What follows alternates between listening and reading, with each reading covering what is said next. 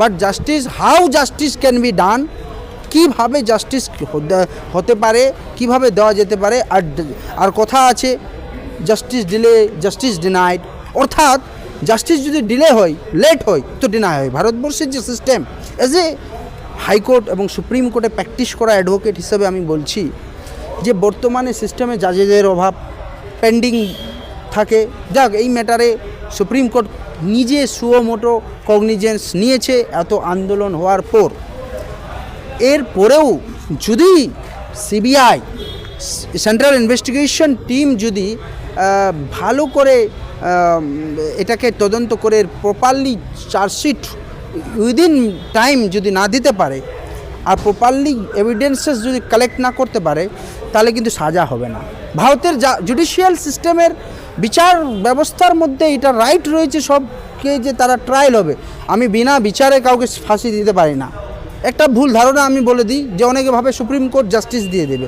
হ্যাঁ, supreme court can observe all the things, supreme court can give the direction, supreme court direction দিতে পারে, নির্দেশ দিতে পারে, কীভাবে ইনভেস্টিগেশন চলবে তাকে অবজার্ভ করতে পারে, তাকে তার নিজের তত্ত্বাবধান করতে পারে, সেটার তত্ত্বাবধায়ক হিসাবে দেখতে পারে।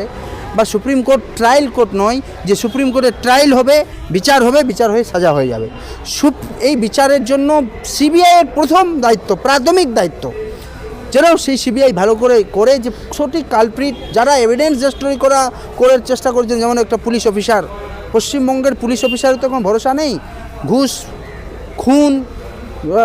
কিছুদিন আগেই মালদা, আমি কালকেই মালদা ছিলাম, কালকে যেহেতু ছুটি ছিল একটা প্রোগ্রামে ছিলাম, মালদায় আমি শুনলাম, দেখলাম যে ধরমপুর এলাকায় একজন বিরোধীদের কংগ্রেস পার্টির একজন কংগ্রেস নেতাকে ভরা বাজারে বোম দিয়ে মেরে দিয়েছে।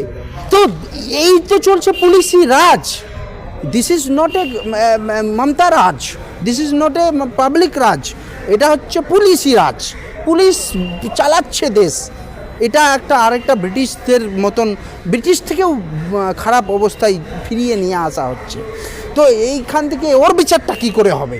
এই সমস্ত মানুষের বিচার সবার পাওয়ার, ভারতবর্ষের প্রত্যেকটা মানুষের সমান অধিকার, ভোট সবার সমান, এটা গরিবের ভোট, এটা বড়লোকের ভোট, ভোটের মধ্যে পার্থক্য নেই।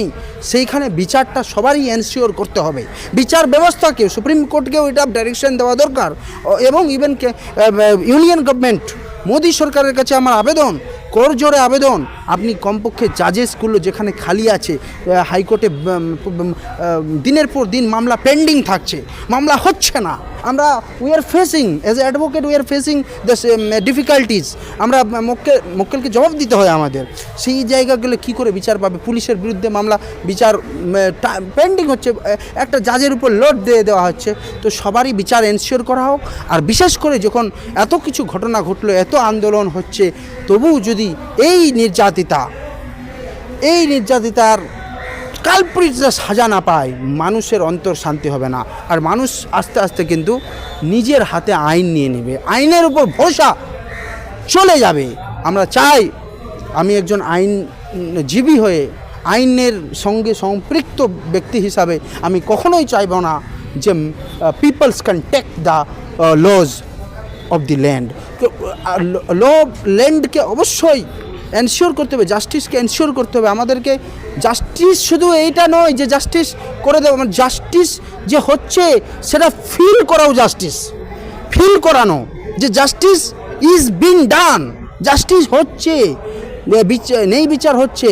আজকে দেখুন যেইভাবে একদিকে এই আরজি করের ঘটনা, আরেকদিকে যেইভাবে বিভিন্ন জায়গা থেকে আমি দেখছি লাশগুলো আসছে বিভিন্ন জায়গা থেকে, সেইটারও বিচার চাই, তাদেরও বিচার চাই।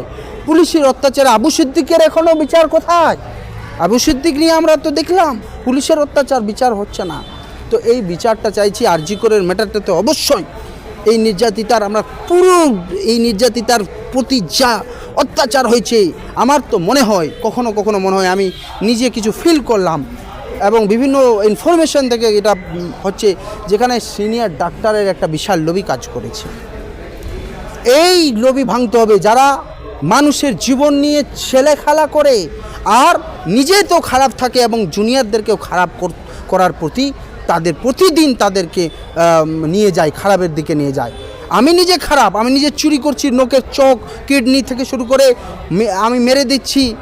ইভেন আমি দেখছি একটা ট্রেন্ড চলছে যে বর্তমান হাসপাতালগুলোতে এখন যারা হাসপাতালের মাঝে তাদেরও তো বিচার করার দরকার আছে, তাদেরও বিচার চাওয়ার ব্যাপার আছে।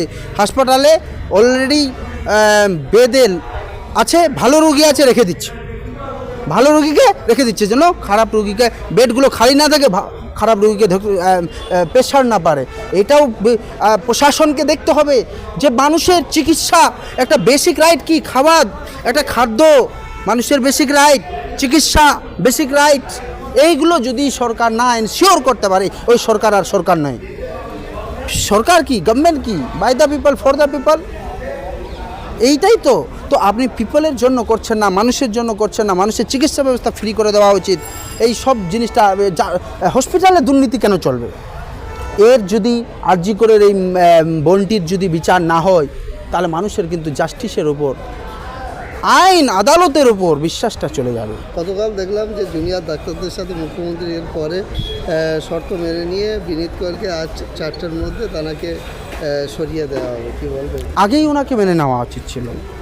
কেন বিনীত গোয়েল কি ওনার কে লাগলো? ওনার কি আত্মীয় না কি লাগলো যে একটা অফিসারকে সরাতে এত সময় লাগলো? যে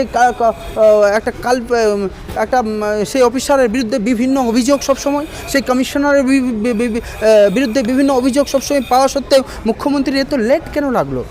মুখ্যমন্ত্রীর উচিত ছিল আগেই এগুলো নেওয়া উচিত। ওটাকে মুখ্যমন্ত্রী সিরিয়াসলি মামলা উঠেছিল এবং সিবিআইয়ের তরফে একটা বিস্ফোরক অভিযোগ জানানো হচ্ছে যে নির্যাতিতার যে পোশাক জিন্স ছিল সেটা ময়নাতদন্তের জন্য এতে যায়নি, কী বলবো? এইরকম নৃশংস ঘটনা ঘটে যাওয়ার পরেই বিশেষ করে রাজ্য সরকারের যা ভূমিকা ছিল সেটা কঠিন নিন্দনীয় বিষয়।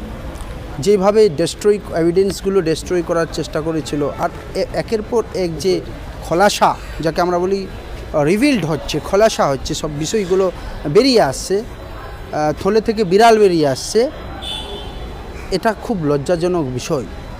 এখন উচিত সিবিআইয়ের কাছে একটাই আবেদন, অতি দ্রুত ইনভেস্টিগেশন করে প্রপারলি যারা অ্যাকচুয়াল কালপ্রিটস তাদেরকে ধরুন, আর ধরে এই নির্যাতিতার বিচার দিতেই হবে। কেন দিতে হবে?